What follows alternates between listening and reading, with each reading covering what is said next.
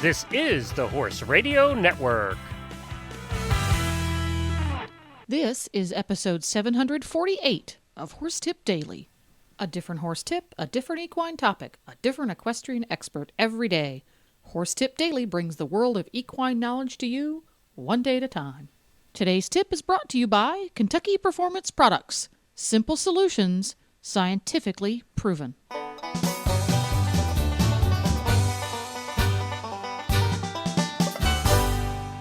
Hi, Coach Jen here, and thanks for tuning in to Horse Tip Daily. Today's tip is brought to us by the Horses in the Morning's crew's favorite thoroughbred racehorse, Mucho Macho Man. Well, actually, two of his people, Reeves Thoroughbred Racing owner Dean Reeves and racing manager Finn Green.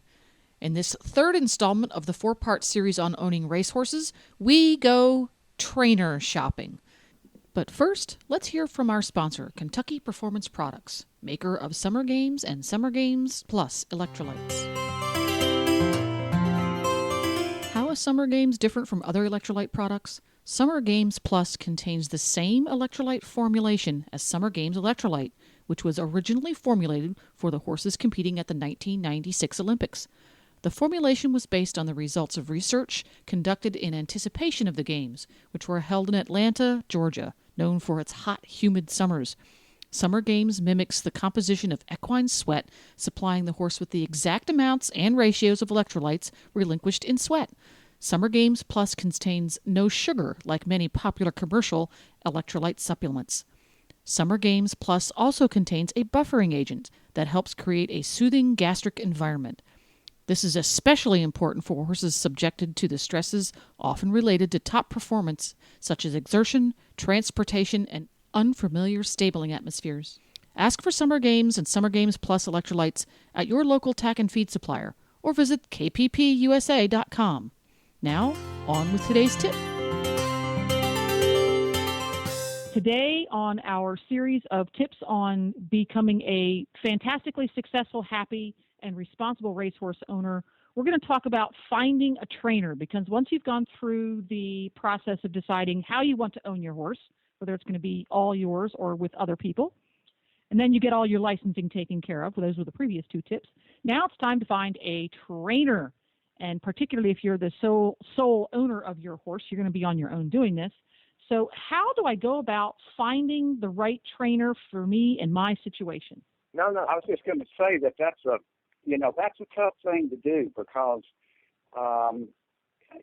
I think it goes back to some of the education part that you make when you go to the Thoroughbred Owners Association, different places like that, and you look and see who are those trainers out there, and how are they doing, and then you ask around, and I think you educate yourself about the trainers, and you start to look at how is that trainer doing on the track, and how do their horses look when you see them on the track, and how often are they getting horses to the races, and just some things as you start to educate yourself about certain trainers. And then I think you have to go meet with that trainer and have a real heart-to-heart conversation with them and get to know how they go about their business and see if it fits what your goals are. And some owners like myself want to talk to a trainer often, and some trainers don't like to hear from their owners very often.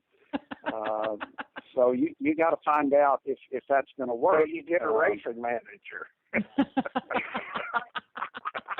Good plug, Finn. Good job. Yeah.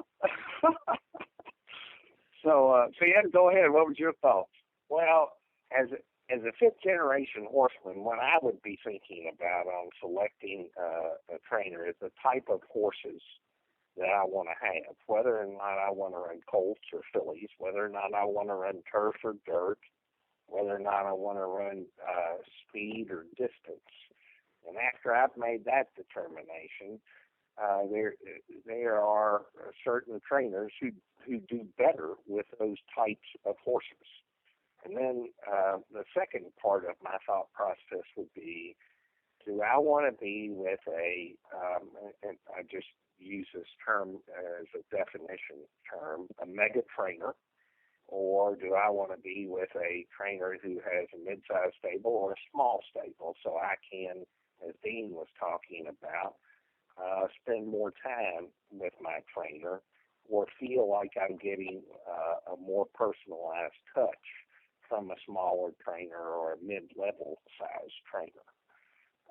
So the first thing I would figure out is the type of horses that I want to have, and then I would select the trainer after I have the horse.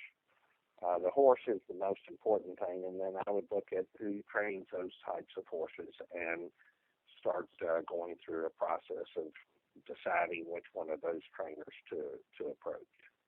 Again, didn't think of it from that point of view, but it makes perfect sense. If I want to be an owner of show jumpers, it would make sense that I would go find a show jumping trainer, not a dressage trainer for my show jumpers. That makes perfect sense. So is it bad form to visit a potential trainer at the barn and hang out and watch what they do? Is that not considered the right thing to do? How would you evaluate that trainer's style, literally hands-on with the horse? Because you can't watch them ride for the most part. Very few trainers ride their own horses, unlike in the sport horse business where they pretty much always ride the horse. You can just watch them ride your horse. Not an option in the racing business. So if you can go to the track in the morning and watch the morning works. But generally speaking, the trainers are sort of separated from the general crowd during that time of the day. So you really can't watch them and converse them, I guess, unless you made an appointment with them. So how might I investigate those types of things before I actually hire the trainer? Let's say I got introduced to them at the races one day. A friend said, "Here's Samantha, the trainer. Nice to meet you. I'm thinking about getting a racehorse." "Oh, great. Come to see me when you do." What else might I actually do to find out more about how Samantha? Well, I think that it's, again, if you're by osmosis, if you're around the track and talking with owners or different people, you will begin to learn things. And one of my notes I put down was to listen.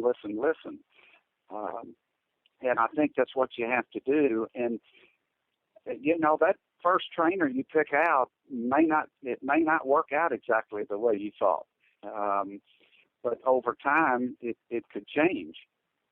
And, you may go to a different route or see and meet other owners as you go. But it's tough picking that first trainer because it's you're putting your horse in, it's almost a marriage that you're getting involved with.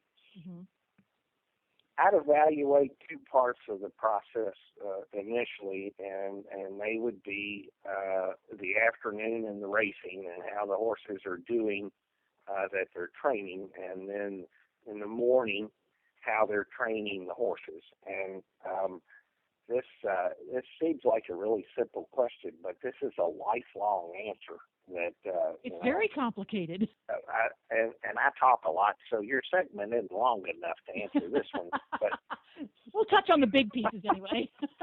Yeah, you would go out. For me, I like trainers whose horses are prepared properly when they go to the racetrack in the morning to train, and when they enter the track, they walk onto the track, that they have a rider who is a consistent part of the team, that it's not a rider that changes every day, that rider is able, the rider is actually the most important part of this process, and he communicates with the trainer, and he interprets things from the horse.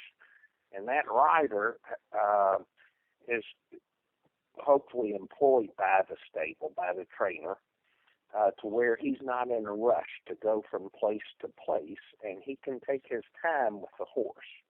And the horse can go out and stand on the racetrack, and then they take their time with the animal during the training process, and the animal is taken care of on the way back to the barn, that the horses are treated as individuals, that the trainer knows each of the horses, and that the process is not a thing to get to the end of the day, but to help the animal improve on each day. That's what I'd be looking for. And all things that everything you mentioned there would be the exact same things that you would look for if you were to actually watch a trainer that you were trying to hire for a Joe Jumper. The only difference being that instead of having an individual rider, it would most likely be the trainer themselves. But all those same things apply. So when you see the horse coming out on the track in the morning to work, if he's being rushed out there and he's on the track for 2.5 strides and they send him into a fast trot, gets a lap down, the jockey or exercise rider leaps off before he even gets back to the barn and is chucked back up onto the next horse, and the trainer is nowhere in sight, that might not be your first choice. Correct. I'm getting it now, guys. This is great. I'm finally getting it. So, and that, again, interesting. I would not have thought of the aspect of, does the same horse get the same exercise rider, and does that trainer use the same string of exercise riders? Because not only are the horses going to get consistent riding from those riders, who are hopefully good ones, that also reflects on the fact that the trainer is more likely to be running a tight ship, because good riders aren't going to stay with stinky businessmen. In addition to that, the information that the rider, now, a good horseman, and I can tell that you know good horsemen, but a good horseman can see things when they go by, and can interpret maybe what the rider feels. But then the rider can come back and give some information always to the trainer about things that the trainer's interested in. Absolutely. The owner needs to have, and trainers at larger stables have great assistants who are capable of doing that as well. But I like a hands-on trainer, like Kathy. Mm-hmm. Kathy is a fantastic hands-on trainer. She knows what's going on with each of her horses. Yeah, and it's an inverse relationship from the sport horse background. The trainer is physically on the horse, so he's getting the feedback directly. But having a set of trusted and knowledgeable eyes on the ground can be very, very valuable. And that's often why you see so many riders of international caliber riding with a trainer. And they call him a trainer, not an instructor. And that's why the Olympic teams have coaches, because that set of eyes on the ground provides you information that you can't get because you're on the horse. And it's just an inverse relationship with a race trainer. He's the eyes on the ground, and the exercise rider or jockey on the horse is providing him feedback that he can't get because he's physically not on the horse. Each time the horse switched leads, I could feel him swing his quarters to the right. There might be something wrong with his pelvis. The trainer probably couldn't see that horse swing because that swing was 4 millimeters, but the exercise rider knew. There are some trainers who are still riding horses in the thoroughbred industry. Larry Jones is one of them. Michelle Mayhay is one. There are, Rudy Rodriguez rides some of his own horses. There are trainers who do what you're speaking of, Jennifer. Are they increasingly rare? Was this more common 50 years ago? No. It's more of an anomaly and always has been. Trainers are kind of like me and, fishing. I stay on the land. A lot of trainers just stay on the ground. I wanted to mention that I think it's important to kind of view the staff that is with that trainer. In Kathy's case, she's had some people there for 20 years with her. And I think that gives you extra eyes and ears with the horse. And, even like Mucho Macho Man, he's had the same groom since he got there. So we're going on almost 3 years. Mm-hmm. So I think the consistency of having a staff that's worked with a trainer for many, many years just makes things run smoother and gives you extra people watching the horse. For our listeners, if you want to learn more about thoroughbred racehorse ownership, the Thoroughbred Racehorse Owners and Breeders Association is a great place to start.